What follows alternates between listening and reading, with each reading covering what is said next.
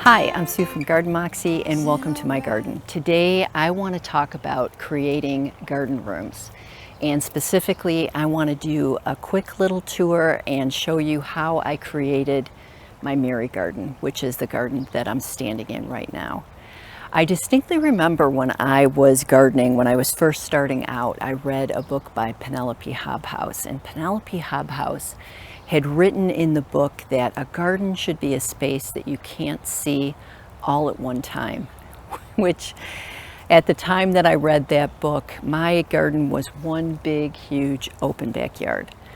So it's taken several years to be able to get the space divided up, but I just wanted to take you through this specific garden and kind of share what the thought process was and how I created a garden room. So when we talk about making a garden room, for me, the first thing that I needed to do was really separate this space from the rest of the garden. So we separated the garden and made it more private here using this arborvitae hedge. So these are emerald green arborvitaes. We got these quite a few years ago on a super sale at the end of the season, and that is one way to really save money, is to wait until the autumn. The hedge grew in just fine and we were able to get these trees on sale. The other end of the border is separated with these 6 hornbeam trees. This variety is called Franz Fontaine. So it is a variety that is more of a column shape and maintains its column shape. And I've allowed them to just kind of grow in together. When the garden center gave me the spacing, these trees are 8 feet on centers. And I've got a total of 6 of them that are used to divide this space up. And let me show you what it looks like from the other side so that you can get an idea of how it is creating this garden room. All right, so if you just walk straight this way, you can see the hornbeam hedge, and then it's separated from the other part of the garden here. And then you can see that the rest of the space, the rest of the garden, is just on the other side of the hedge. So this view really lets you know how this garden room, the Mary garden, is separated from the rest of the garden. So this hornbeam hedge is basically the wall to the room, and it separates this part of the garden from the actual Mary garden itself. So that was a super effective way, and I literally just divided this space up. And so now there's 2 different gardens, and you can't see the Mary garden when you first step out onto the patio. And then you can see along on this side of the hornbeam hedge, I have another entrance into this Mary garden space with a path along the side yard. So then I have a path that leads right into the Mary garden that also goes out to the side yard.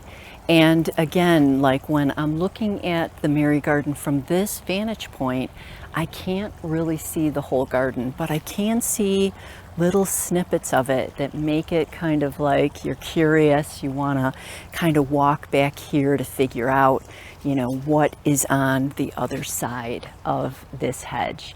So that really does work out well to make it so that you can't see the whole garden at one time. Now, I garden in southeast Michigan, so our winters are long. So it's important to me that this garden looks good in the winter as well as during the growing season.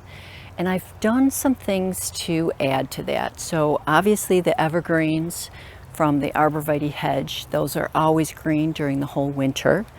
I've also added these boxwood. So I've got 9 boxwood that line both sides of the border at even repetition along the border, and then these boxwoods stay evergreen during the season. The thing that is really cool about these hornbeam trees is they will keep the brown leaves on them up until they start growing the new leaves in the spring. I mean, unless there was like a really big wind in the winter time. And so even though the trees are more see-through during the winter time, the fact that the foliage stays brown lets me still have like a wall to this space. So that is something else. The other thing that I've done here is I've got repeating little clumps of white. So you can see the Shasta daisies are blooming right now.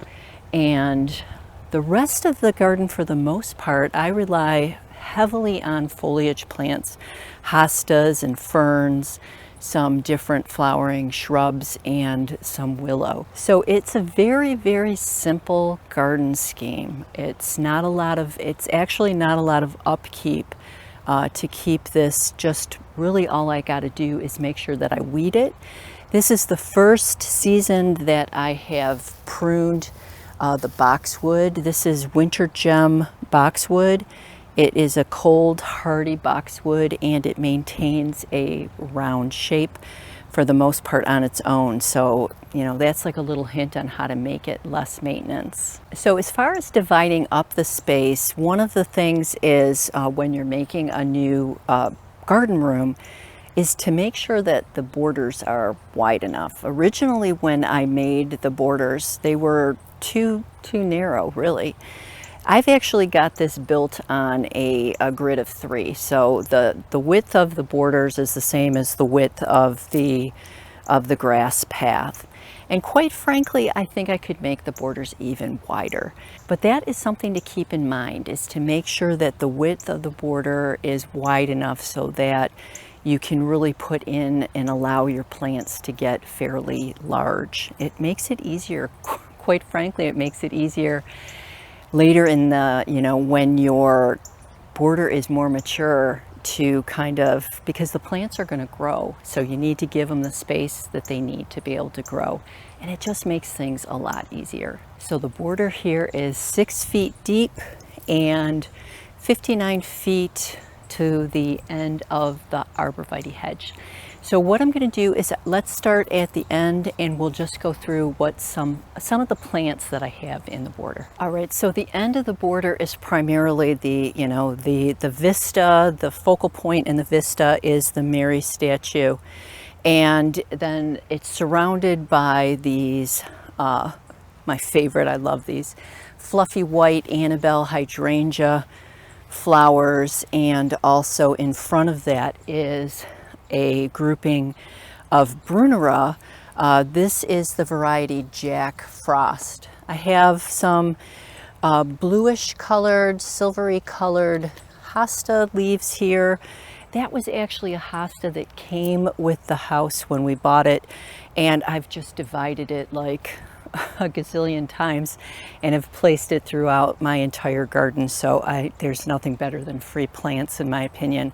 And these white tipped hostas are actually from when my mother-in-law, before she passed away, she lived in the house behind us and she shared those hostas with me.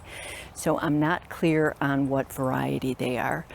And again, we've got the statue is flanked with these round winter gem boxwood balls, and that primarily makes up this section of the border. And again, I'm sticking with the white and the silver and the chartreuse color scheme. This I talked about in my last garden tour, and this is little quick fire hydrangea, so it stays smaller in size, which is perfect for this border. And I'm definitely going to be buying more of the smaller sized hydrangeas for this area because they work out great. And then I do love this soft lamb's ears. This has like always been one of my favorite plants. Kids love that plant as well. And then you enter the space along the side yard through this path. This is just patio blocks that I put on the ground here. But the thing that's cool about this is, like, when you come around this side of the path, it kind of gives you a sneak peek of the daisies. So you want to come back here and kind of figure out what else is in this space. So That's another way that you can create like some interest in your garden design without seeing the whole thing at one time. So that's it for how I created my first garden room, this Mary garden. That's it for this video, friends. Thanks so much for being here, and I'll see you in the next one. Anywhere, feel like